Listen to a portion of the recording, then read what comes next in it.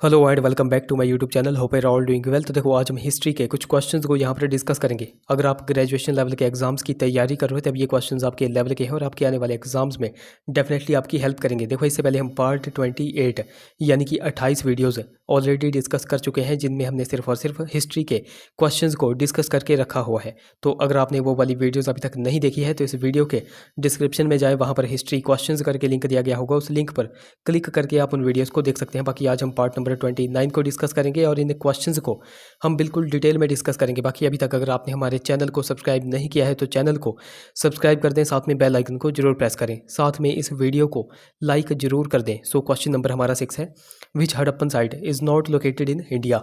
तो कौन सा हड़प्पा स्थल भारत में स्थित नहीं है। अब देखो रोपड़ पड़ता है भारत में, कालीबंगा भी भारत में पड़ता है और लोथल भी कहाँ पर पड़ता है, भारत में। बाकी आप सभी को पता है कि मोहनजोदड़ो कहाँ पर पड़ता है, तो यह वर्तमान पाकिस्तान में पड़ता है। सो इसलिए यहाँ पर राइट ऑप्शन क्या हो जाएगा, ऑप्शन ए यहाँ पर करेक्ट हो जाएगा। अब देखो सबसे पहले हम बात करेंगे मोहनजोदड़ो की। तो मोहनजोदड़ो की बात करेंगे तो इसकी खोज किसने की थी, तो इसकी खोज की थी राखल दास बनर्जी ने, और कब की थी, 1922 में। अच्छा, मोहनजोदड़ो किस नदी के किनारे स्थित है, ये क्वेश्चन भी बहुत बार एग्जाम में बनता है। तो मोहनजोदड़ो है सिंधु नदी के किनारे स्थित है। मोहनजोदड़ो के बारे में मैंने आपको बहुत कुछ बताया हुआ था कि यहाँ पर क्या क्या हमें मिला हुआ था। इसी के से रिलेटेड एक क्वेश्चन पूछा गया था कि नर्तकी की जो कांस्य की मूर्ति है वह हमें कहाँ पर प्राप्त हुई थी, तो वह हमें मोहनजोदड़ो से ही प्राप्त हुई थी। तो कुछ और भी अगर ऐसी चीज़ें मिली हुई हैं तो वो हम यहाँ पर देख लेते हैं। तो देखो विशाल अन्नागार यहाँ से मिला हुआ है, विशाल स्नानागार के प्रमाण यहाँ से मिले हुए हैं। उसके बाद नर्तकी की कांस्य की मूर्ति, मैंने आपको यहाँ पर बताया कि नर्तकी की कांस्य की मूर्ति भी यहीं से मिली हुई है। उसके बाद पुरोहित की मूर्ति भी यहीं से मिली हुई है। महाविद्यालय के प्रमाण भी यहीं से मिले हुए हैं। पशुपति की मूर्ति जिसको एक श्रृंगी पशु की भी कहा जाता है, तो उसके प्रमाण भी यहीं से मिले हैं। और शवों को जलाने की विधि के प्रमाण भी यहीं से मिले हैं। तो ये कुछ बेसिक से पॉइंट्स मैंने आपको मोहनजोदड़ो के बारे में बता दिए, ये आपको नोट रखने हैं। ऑप्शन बी में देख रखे रखा है रोपड़। रोपड़ कहाँ पर पड़ता है, तो यह पड़ता है पंजाब में। और पंजाब कहाँ पर है, तो वो है हमारे इंडिया में।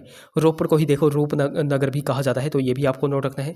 रोपड़ की खोज किसने की थी, तो रोपड़ की खोज की थी यज्ञदत्त शर्मा ने। कब की थी, 1953 से लेकर के 1956 के बीच में, ये भी आपको नोट रखना है।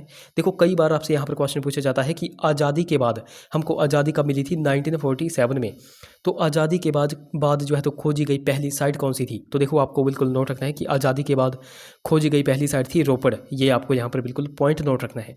और मैंने आपको बता दिया कि इसकी खोज यज्ञदत्त शर्मा ने की थी। और यहाँ से हमको क्या प्राप्त हुआ है, तो देखो यहाँ से हमको तांबे की कुल्हाड़ी मिली है। ये भी आपके लिए पॉइंट बहुत ही ज़्यादा इंपॉर्टेंट है, ये भी आपको नोट रखना है। ऑप्शन सी में है कालीबंगा। तो कालीबंगा कहाँ पर पड़ता है, तो यह पड़ता है राजस्थान में। किस नदी के किनारे, तो यह घग्गर नदी के किनारे पड़ता है। इसकी खोज किसने की थी, इसकी खोज की थी अमलानंद घोष, या फिर आप कह लो बीबी लाल और बीके थापर। ये अच्छा, यहाँ से हमें क्या क्या प्राप्त हुआ है, ये क्वेश्चन बहुत बार एग्जाम में बनता है। तो देखो यहाँ से हमें काली चूड़ियाँ प्राप्त हुई हैं, अग्निकुंड के प्रमाण यहाँ यहीं से मिले हैं, भूकंप के प्रमाण भी हमें यहीं से मिले हैं। उसके बाद मोस्ट इंपॉर्टेंट जुते हुए खेत के प्रमाण कहाँ से प्राप्त हुए हैं, तो कालीबंगा से ही हमको प्राप्त हुए हैं। ये भी आपको नोट रखना है। ऑप्शन डी में देकर के रखा है लोथल। तो देखो लोथल के बारे में आपको पॉइंट नोट रखना है कि यह किस नदी के किनारे स्थित है, तो यह भोगवा नदी के किनारे स्थित है, जो कि गुजरात में स्थित है। इसकी खोज किसने की थी, इसकी खोज की थी रंगनाथ राव ने, और कब की थी, 1957 में। और इसको क्या कहा जाता है, लोथल को कहा जाता था सिंधु घाटी सभ्यता का बंदरगाह। यहीं से हमको चावल के प्रमाण मिले हैं, यहीं से हमको हाथी के दांत मिले हैं, घोड़े की मृण मूर्ति यानी कि घोड़े की मिट्टी की मूर्ति के प्रमाण भी हमको यहीं से मिले हैं। तो ये कुछ बेसिक से पॉइंट्स मैंने आपको हड़प्पा सभ्यता के बारे में बता दिए, ये आपको नोट रखने हैं। बाकी अभी तक अगर आपने हमको टेलीग्राम और इंस्टाग्राम पे फॉलो नहीं किया है तो वहाँ पर जाकर फॉलो कर ले, लिंक आपको डिस्क्रिप्शन में मिल जाएगा। बाकी देखो लिंक कई बार चलता नहीं है, तो आपको सिंपली टेलीग्राम पे जाना है और @लेट्स प्रिपेयर टू सर्च करना है, आपको हमारा चैनल मिल जाएगा। उसी प्रकार आपको इंस्टाग्राम पे जाकर के लेट्स प्रिपेयर टुगेदर सर्च करना है। अगर कोई क्वारी होगी तो आप मुझे इंस्टा पे मैसेज कर सकते हो।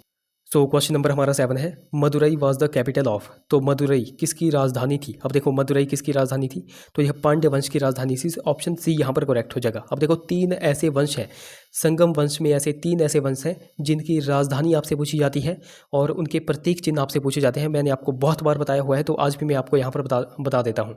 तो देखो संगम वंश में ऐसे 3 वंश थे, वो 3 वंश कौन कौन से हैं, तो देखो ऑप्शन ए में देकर के रखा है चोल, ऑप्शन सी में देकर के रखा है पांड्य, और एक और है चेर। तो चोल वंश हो गया, चेर वंश हो गया और पांड्य वंश हो गया। इन तीनों से बहुत सारे क्वेश्चंस बनते हैं। अब देखो पांड्यों का आपको पता चल गया कि पांड्य वंश की कैपिटल क्या थी, तो पांड्य वंश की कैपिटल थी मदुरई, ये आपको पता चल गया।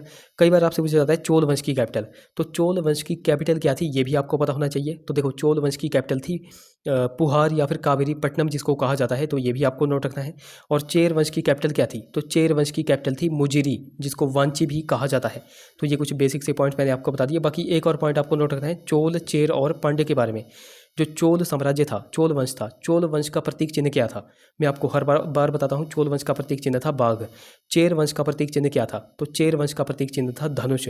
और पांड्य वंश का प्रतीक चिन्ह क्या था, तो वो था मछली। तो ये कुछ बेसिक से पॉइंट्स मैंने आपको यहाँ पर बता दिए। अगर आपको देखो पता नहीं है कि चोल वंश हो गया, पांड्य वंश हो गया और चेर वंश हो गया ये कहाँ पर थे, तो मैं आपको सिंपल सा ओवरव्यू यहाँ पर दे देता हूँ।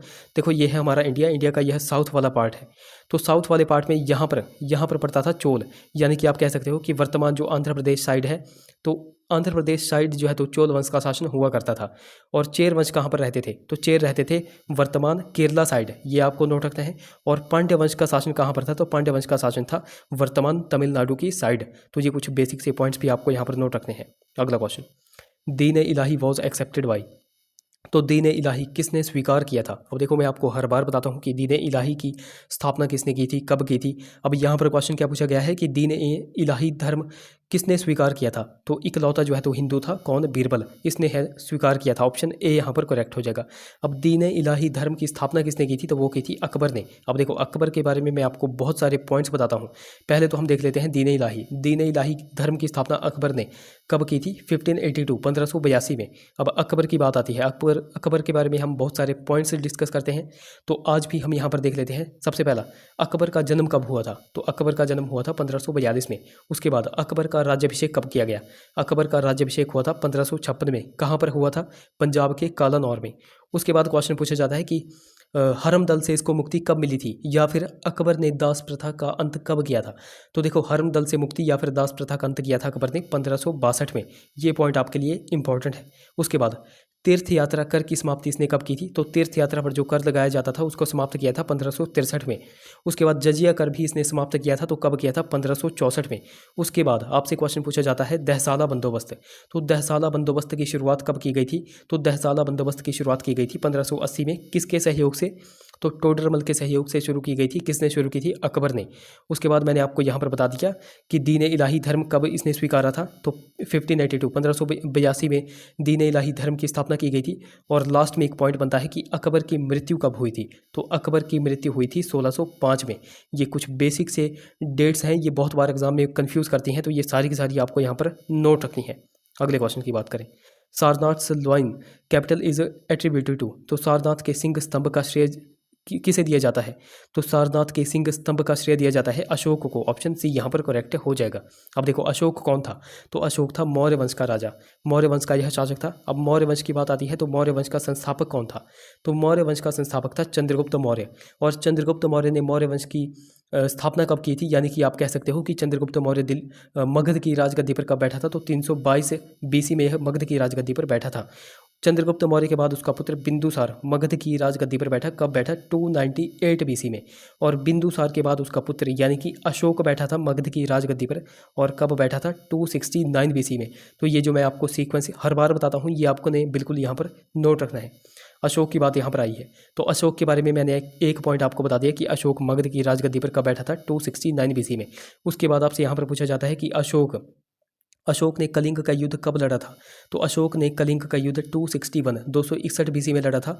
और अशोक के कलिंग युद्ध की चर्चा किस अभिलेख में दी गई है, तो देखो अशोक के टोटल 14 अभिलेख हैं, तो उन 14 अभिलेखों में जो 13वां अभिलेख है, 13वें अभिलेख में कलिंग युद्ध की चर्चा की गई है। ये पॉइंट आपने बिल्कुल यहाँ पर नोट रखना है। तो देखो कई बार आपसे क्वेश्चन पूछा जाता है कि द्वितीय अशोक किसे कहा जाता है, तो देखो ये भी आपको नोट रखना है कि द्वितीय अशोक कहा जाता है कनिष्क को। किसको कहा जाता है, कनिष्क को।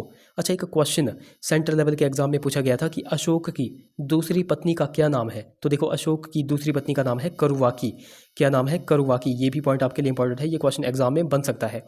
बाकी यहाँ से आप एक क्वेश्चन आंसर कमेंट्स करके बताओ कि अशोक का उत्तराधिकारी कौन था, या फिर आप कह सकते हो कि अशोक का पुत्र कौन था। ये आप नीचे कमेंट्स में बता दो। अगले क्वेश्चन की बात करें, सो क्वेश्चन नंबर 10 की अगर बात की जाए, who built the मौजोलियम of Jahangir, तो जहांगीर का मकबरा यानी कि टॉम्ब किसने बनवाया था? तो देखो जहांगीर का मकबरा बनाया था नूरजहां ने। ऑप्शन ए यहाँ पर करेक्ट हो जाएगा। अकबर के बारे में मैंने आपको बताया कि अकबर की मृत्यु कब हुई थी? 1605 में। और अकबर का पुत्र कौन था? तो वो था जहांगीर। तो जहांगीर कब जो है तो गद्दी पर बैठेगा? तो जहांगीर ऑब्वियसली 1605 में ही गद्दी पर बैठेगा। तो ये भी पॉइंट आपको यहाँ पर नोट रखना है। और जहांगीर की पत्नी का क्या नाम था? मैं आपको हर बार बताता हूँ, नूरजहां। और नूरजहां के नाम पर ही जो हमारे हिमाचल प्रदेश में नूरपुर का राजा था जगत सिंह, तो जगत सिंह ने धमेरी का नाम चेंज करके नूरपुर रखा था। ये भी आपको पता होना चाहिए। जहांगीर घूमने आया था कांगड़ा, कब आया था? 1622 में। तो ये कुछ बेसिक से पॉइंट्स जहांगीर के बारे में भी आपको नोट रखने हैं। अच्छा, यहाँ से कुछ एक और भी पॉइंट्स देख लेते हैं। यहाँ पर पूछा गया है कि जहांगीर का मकबरा किसने बनाया था? नूरजहां ने। और मैंने आपको पिछले ही वीडियो में बताया हुआ था कि जहांगीर का मकबरा कहाँ पर स्थित है। तो देखो जहांगीर का मकबरा शाहदरा लाहौर में स्थित है। कहाँ पर? शाहदरा लाहौर में स्थित है। और जहांगीर के काल को ही देखो चित्रकला का स्वर्ण काल भी कहा जाता है। ये आप सभी को पता है। मैंने आपको पिछले ही वीडियो में बताया हुआ था कि अनारकली का मकबरा किसने बनाया था और कब बनाया था और कहाँ पर बनाया था। तो देखो अनारकली का मकबरा जहांगीर ने ही बनाया था। कहाँ पर बनाया था? लाहौर में। और कब बनाया था? 1615 में। तो ये कुछ बेसिक से पॉइंट्स आपको नोट रखने हैं। बाकी जहांगीर की पत्नी का नाम है नूरजहां। और जहांगीर का नूरजहां के साथ विवाह कब हुआ था? तो 1611 में हुआ था। अच्छा, ये जो नूरजहां है, नूरजहां से भी मोस्ट इंपॉर्टेंट क्वेश्चंस बनते हैं। जैसे इनके पिता का क्या नाम था? तो इनके पिता का नाम था मिर्ज़ा गयास बेग। क्या नाम था? मिर्ज़ा गयास बेग।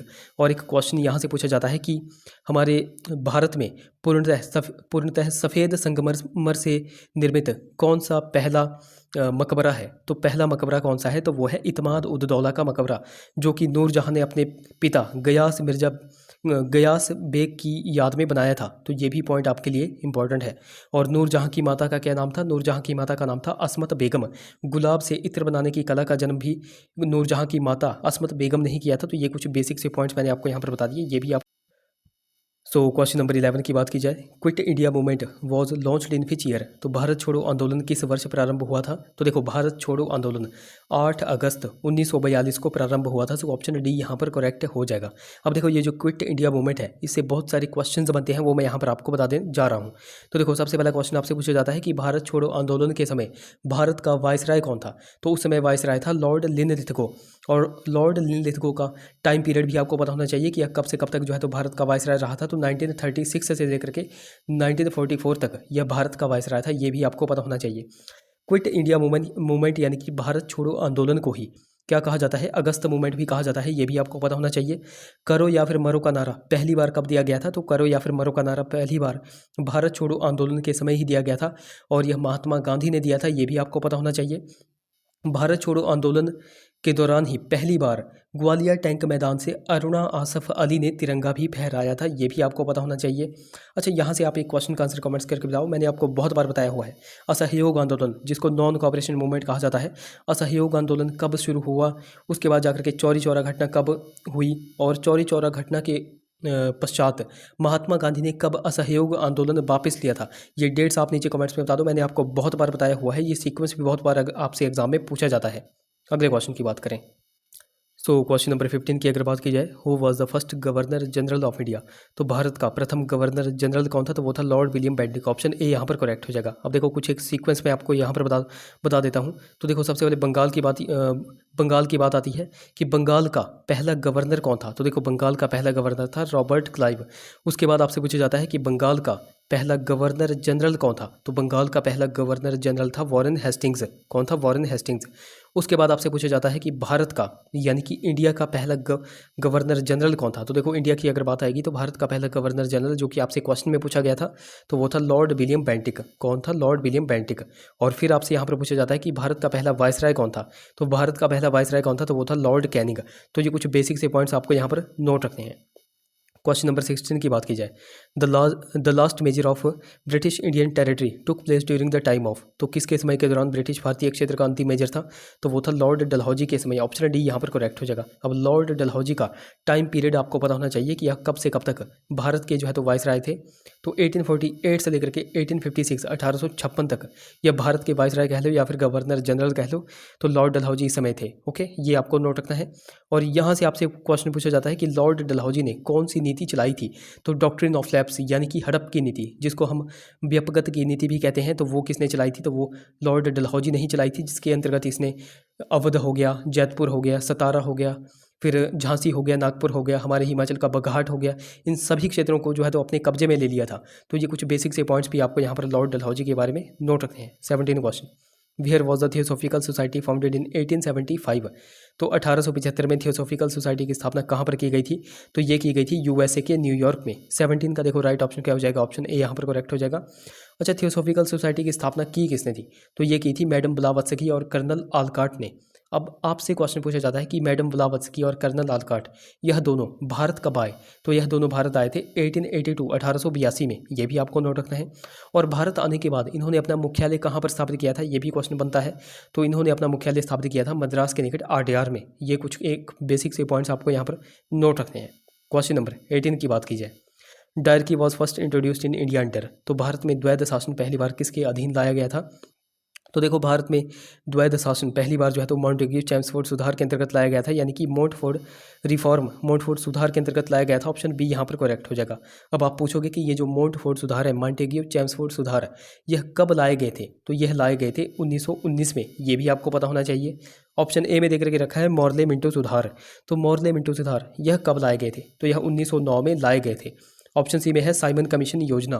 तो देखो आपसे क्वेश्चन पूछा जाता है कि साइमन कमीशन भारत कब आया था, तो देखो साइमन कमीशन भारत आया था 1928 1928 में, ये भी आपको पता होना चाहिए। तो ये कुछ बेसिक से पॉइंट्स मैंने आपको यहाँ पर बता दिए, ये भी आपको नोट रखते हैं। अच्छा, ऑप्शन डी में देख करके रखा है भारत सरकार अधिनियम 1935। तो यहाँ से आप एक क्वेश्चन का आंसर कमेंट्स करके बताओ कि 1935 के वक्त हमारे इंडिया में जो है तो ब्रिटिश गवर्नर जनरल कौन थे, ये आप नीचे कमेंट्स में बता दो।